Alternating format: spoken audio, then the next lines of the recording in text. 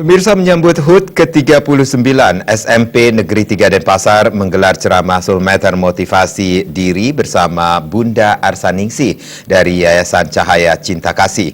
Ceramah ini diharapkan dapat memberikan sebuah motivasi diri, utamanya bagi anak didik dalam menghadapi persoalan di masa depan yang penuh akan tantangan.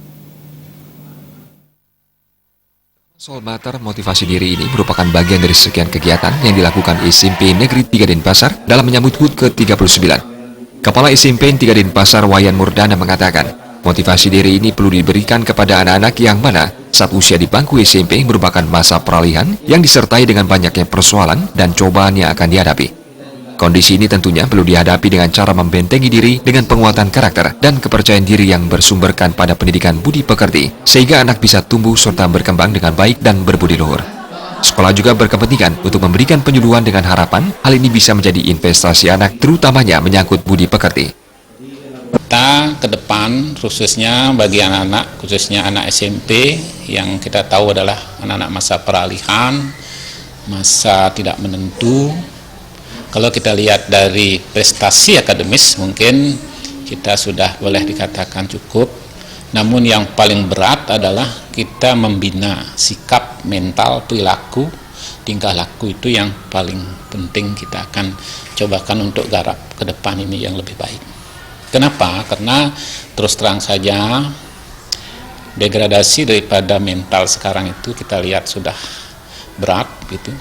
Sehingga kalau kita tidak tanggap dalam umur yang dimiliki oleh anak-anak seumur ini, kiranya nanti ke depan mungkin banyak hal yang akan terjadi.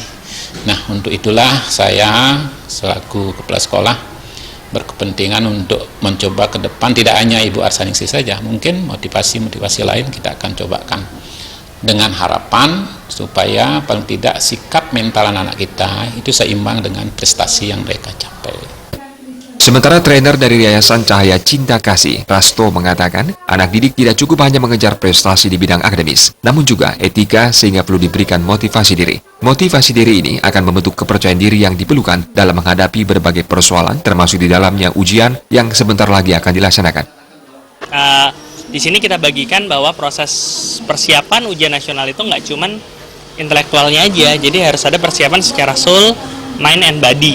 Jadi dia akan dibagikan proses senam kecerdasan untuk meningkatkan energi dan meningkatkan oksigen ke otak, dan juga proses bagaimana mereka menata hati. Yang paling penting itu adalah proses bagaimana mereka menata hati, mengolah rasa. Motivasi ini juga perlu diberikan kepada para guru dalam menjalani tugasnya sebagai tenaga pendidik di sekolah. Trimaja dan Ratna, Bali TV.